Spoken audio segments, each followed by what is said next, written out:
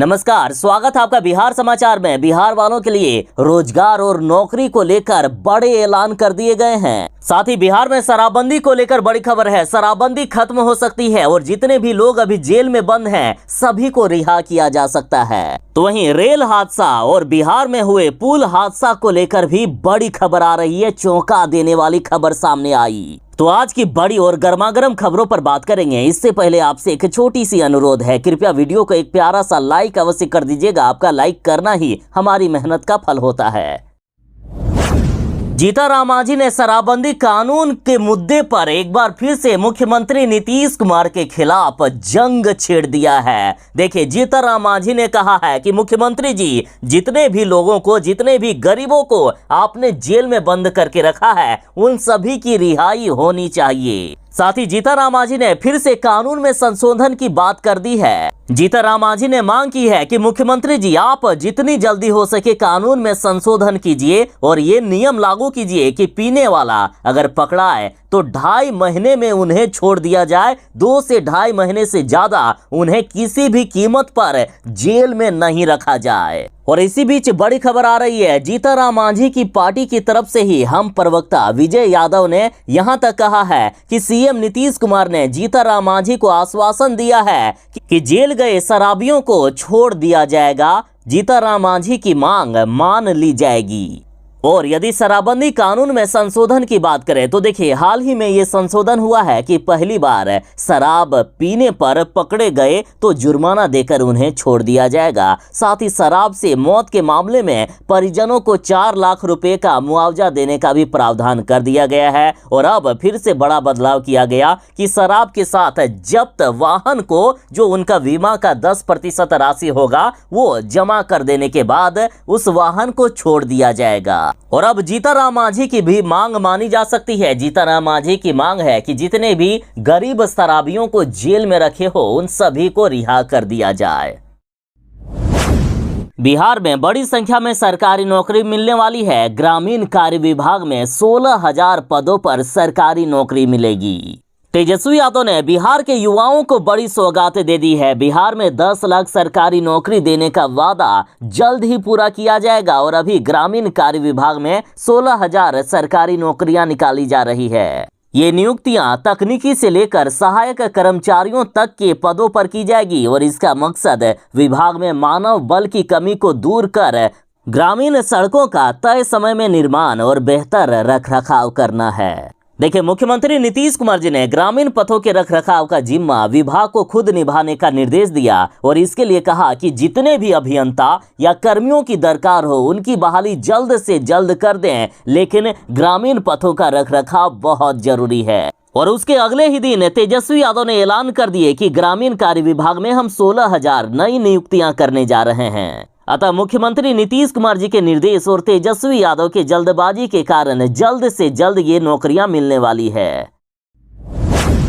बिहार के अगवानी सुल्तानगंज ब्रिज गिर गया है। ब्रिज में 1700 करोड़ जनता के पैसे लगाए गए थे जो पूरी तरह से तबाह हो गए, भ्रष्टाचार की भेंट चढ़ गए। इन सरकारों ने, भ्रष्ट अधिकारियों ने, भ्रष्ट नेताओं ने और भ्रष्ट इंजीनियरों ने इतना भ्रष्टाचार किया कि आज ये पुल ठीक से खड़ा भी नहीं रह पा रहा है। कभी हवा से गिर जाता है तो कभी शांत पानी के बहाव में ही ये गिर जा रहा है। और इसी बीच बड़ी खबर है कि अगवानी ब्रिज गिरने पर पटना हाईकोर्ट में PIL दायर कर दिया गया है। साथ ही स्वतंत्र एजेंसी से जांच कराने की मांग की गई है। और ये जनहित याचिका पटना हाईकोर्ट के अधिवक्ता मणिभूषण सेंगर की ओर से दायर की गई है। इन्होंने अपनी जनहित याचिका में कहा कि भ्रष्टाचार, घटिया निर्माण सामग्री और निर्माण कंपनी के घटिया कार्य से ये पुल दोबारा टूटा। ये पुल 1700 करोड़ रुपए की लागत से बन रहा था। इन्होंने इस याचिका में कहा कि इस मामले की जांच स्वतंत्र एजेंसी से कराए जाने या न्यायिक जांच कराए जाए। जो भी दोषी और जिम्मेदार हैं उनके विरुद्ध सख्त से सख्त कार्रवाई होनी चाहिए। याचिकाकर्ता ने अपने जनहित याचिका में ये मांग की है कि इस निर्माण कंपनी को ब्लैक लिस्ट कर दिया जाए और इससे और अन्य जिम्मेदार और दोषी लोगों से इस क्षति की वसूली की जाए। मतलब जो निर्माण कंपनी यहाँ काम कर रही है यानी एसवी जुमला, उसके खिलाफ कार्रवाई की जाए और जितने भी यहां क्षति हुई है वो सारा इसी कंपनी से वसूला जाए और इसको भविष्य में कोई भी काम नहीं दिया जाए, इसे ब्लैकलिस्ट कर दिया जाए। बिहार वालों के लिए बड़ी खबर है। देखिए 18 विभागों की 1340 करोड़ की 106 योजनाओं का उद्घाटन व 1189 करोड़ की 33 योजनाओं का शिलान्यास हुआ। मुख्यमंत्री नीतीश कुमार और तेजस्वी यादव ने बिहार वालों को बड़ी सौगात दे दी है। साथ ही बिहार के विकास के लिए मुख्यमंत्री जी ने कहा है कि भवन निर्माण में तेजी लाएं और छतों पर लगे सोलर प्लेट। देखिए मुख्यमंत्री नीतीश कुमार जी ने पदाधिकारियों को निर्देश दिया है कि सरकारी भवनों का निर्माण तेजी से कराएं। निर्माण एजेंसी अगर देरी करती है तो इसे देखें कि ये क्यों हो रहा है। साथ ही भवनों की छत पर सोलर प्लेट लगवाएं। सौर ऊर्जा बहुत जरूरी है। साथ ही मुख्यमंत्री जी ने कहा कि अब सभी सरकारी भवनों का मेंटेनेंस करते रहना है। विभाग के सभी इंजीनियर इस पर ध्यान दें। भवनों के निर्माण कार्य में काफी खर्च होता है, उसकी देखभाल बहुत जरूरी है। भवनों का सदुपयोग हो। अगर सरकारी भवन मेंटेनेंस रहेगा तो वह सुंदर दिखेगा। इतना ही नहीं बल्कि निजी भवन भी उसे देखकर मेंटेनेंस और साफ सफाई के लिए प्रेरित होंगे। साथ ही मुख्यमंत्री जी ने कहा कि अभियंता और कर्मियों की जितनी ज्यादा बहाली करनी पड़े आप कीजिए, लेकिन बिहार के सरकारी भवन का मेंटेनेंस बहुत जरूरी है, उसे कराते रहना है। मुख्यमंत्री जी ने बार बार ये बातें कही है कि अगर और अधिकारियों, अभियंताओं एवं कर्मियों की आवश्यकता है तो उसकी बहाली जल्द से जल्द की जाए। बिहार में रोजगार को लेकर बड़ी खबर है। मनरेगा में बिहार को मिले हैं 17 करोड़ मानव दिवस। मानसून में कामगारों को पौधारोपण का काम दिया जाएगा। देखिए 15 जून के बाद मानसून आते ही कामगारों को पौधारोपण में अधिक काम दिया जाना है। पिछले वर्ष की तुलना में इस साल करीब 14 लाख अधिक पौधारोपण का लक्ष्य रखा गया है। मानसून सीजन में अभियान चलाकर 1 करोड़ 61 लाख 34 हजार पौधा रोपा जाना है। साथ ही बिहार सरकार ने बिहार के कामगारों को रोजगार देने के लिए और भी कई अन्य तैयारियां भी कर रखे हैं। बिहार वालों के लिए बड़ी खबर है। जनवरी अंत तक बिहार में बन जाएगी 17,000 किलोमीटर ग्रामीण सड़कें। देखिए तेजस्वी यादव ने बड़ा ऐलान कर दिया है कि बिहार में करीब 17,000 किलोमीटर लंबाई की ग्रामीण सड़कों का निर्माण 31 जनवरी 2024 तक पूर्ण हो जाएगा। इसमें 8,000 किलोमीटर मुख्यमंत्री ग्राम संपर्क योजना की सड़कें हैं, जबकि 9,000 किलोमीटर सड़क वह है जिसका मेंटेनेंस कराकर चकाचक कर देना है। उप मुख्यमंत्री सह ग्रामीण कार्य मंत्री तेजस्वी यादव द्वारा ये लक्ष्य दिए जाने के बाद विभागीय अभियंता इसे हर हाल में पूर्ण करने में लग गए हैं। जानकारी के मुताबिक जिन सड़कों को 31 जनवरी 2024 तक पूर्ण करना है उसमें करीब 4,000 किलोमीटर लंबाई की सड़कों का निर्माण इसी महीने जून में 30 तारीख तक पूरा करने का लक्ष्य है। बरसात से पहले इन्हें चकाचक कर लेना है। अन्य 5,000 किलोमीटर लंबाई की सड़कों का भी निर्माण शुरू करने की प्रक्रिया चल रही है। इन्हें भी बरसात के पहले अधिक काम करने का निर्देश दिया गया है। इन सड़कों के निर्माण का मकसद अधिक से अधिक बसावटों और टोलों को सड़क की कनेक्टिविटी देना है। ग्रामीण कार्य विभाग ने अपने सभी अभियंताओं को सड़क का निर्माण बेहतर तरीके से समय सीमा में करने का निर्देश दिया है। इस बार बिहार सरकार ने प्रण ले लिया है कि इस बार जब बारिश होगी उस समय बिहार को बाढ़ में डूबने नहीं दिया जाएगा और तमाम तरह की तैयारियां 15 जून तक पूरा करने का सरकार का लक्ष्य है। लेकिन जरा तैयारियों को देखिए। कंकड़बाग में 697 मैनहोल के ढक्कन टूटे हैं, 213 कैचपिट जर्जर हैं। देखा जाए तो अभी कोई भी तैयारी ठीक से नहीं हो पा रही है। 15 जून क्या, अगर 15 जुलाई भी आ जाए तो जिस गति से अभी कार्य पूरा हो रहा है 15 जुलाई तक भी ये पूरा ना हो। सिर्फ कंकड़बाग में इतने मैनहोल खुले हैं तो अनुमान लगाइए कि पूरे बिहार की क्या हालत होगी। और साथ ही जहां तहां सड़क तोड़कर रख दिया गया है, जहां तहां गड्ढा खोद कर रख दिया गया है। नालों का निर्माण भी अधूरा पड़ा है। नदियों की सफाई भी नहीं हो पाई है। शहरों से जल निकासी का कोई भी पुख्ता इंतजाम अभी तक नहीं हुआ है। और ऐसे में बिहार के लोग अभी से ही डर रहे हैं कि इस सरकार का कोई भरोसा नहीं है। हर साल ये सरकार धोखा देती है। इनके वादे आज तक पूरे नहीं हुए हैं। खैर जो भी हो, फिर भी सरकार की तरफ एक उम्मीद लगाए लोग बैठे हैं कि इस बार शायद बिहार को बाढ़ से बचा लिया जाएगा। और खास करके तेजस्वी यादव से जनता की कुछ ज्यादा ही उम्मीदें जुड़ी है कि तेजस्वी यादव इस बार शायद कुछ अच्छा काम कर दे।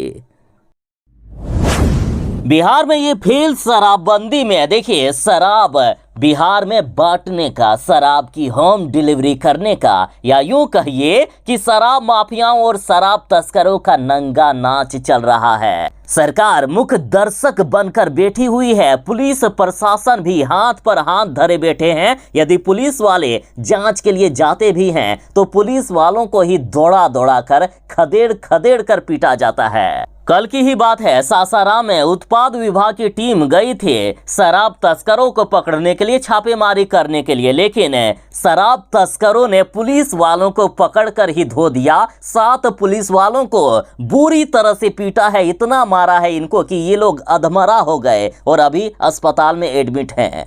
और अब देखिए, बड़ी खबर है कि बिहार में मुर्दों का घर भी सुरक्षित नहीं है। सासाराम में टूटे हुए कब्र के अंदर से मिली देसी शराब। बिहार में तरह तरह के मामले सामने आ रहे हैं। कभी सुधा दूध की टैंकर में भर के शराब ढोया जाता है, तो कभी तालाब से लेकर कुओं तक में शराब की बोतलें छिपाई जाती है। और अब मुर्दों का घर भी सुरक्षित नहीं है। मामला सासाराम का है, जहां कब्र में बोरी में भरकर शराब के पाउच छुपाए गए थे।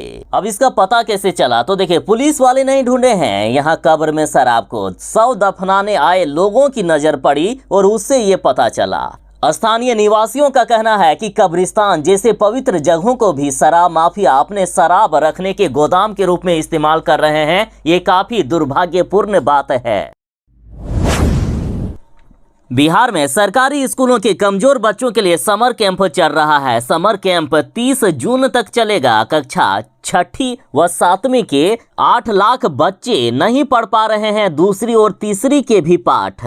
कमजोर बच्चों को चिन्हित करके लगातार समर कैंप में पढ़ाया जा रहा है। शिक्षा सेवक और जीविका के साथ संसाधन सेवी के अलावा diet, NCC candidate, school college के विद्यार्थी इन कमजोर बच्चों की पढ़ाई को मजबूत करने में जुड़े हैं। साथ ही कहा जा रहा है कि स्कूलों की ओर से बच्चों की सूची उपलब्ध हो रही है। 6ठी और 7वीं के 42% बच्चे हैं जो दूसरी और तीसरी कक्षा की किताबें भी नहीं पढ़ पा रहे हैं और ना ही समझ पाते हैं। ऐसे बच्चों को अधिक फोकस किया जा रहा है। बता दें कि 6ठी और 7वीं के वैसे बच्चे जो हिंदी और गणित में कमजोर हैं, उनको समर कैंप में पढ़ाया जा रहा है। और अभी भी कोई बच्चे यदि छूट गए हैं और वे शामिल होना चाहते हैं समर कैंप में, तो आप समर कैंप में शामिल हो सकते हैं। ये लीजिए, पटना वालों के लिए बड़ी खबर है। सरकार ने फिर से एक बार बड़ा ऐलान कर दिया है कि पूरे पटना में टूटे हुए मैनहोल और कैचपिट के ढक्कन 10 जून से पहले बदल दिए जाएंगे। साथ ही कंकड़बाग के लिए कहा गया है कि कंकड़बाग में 2 दिनों में पूरा हो जाएगा मैनहोल का काम। 1500 मैनहोल के ढक्कन की ढलाई की जा रही है। 75 वार्डों में मैनहोल, कैचपिट और बॉक्स नाले के टूटे ढक्कनों को बदला जाएगा। अब देखते हैं कि सरकार और प्रशासन क्या अपने किए गए वादों को पूरा कर पाते हैं। 10 जून तक क्या वाकई पटना के टूटे हुए मैनहोल और कैचपिट के ढक्कन बदल दिए जा सकते हैं?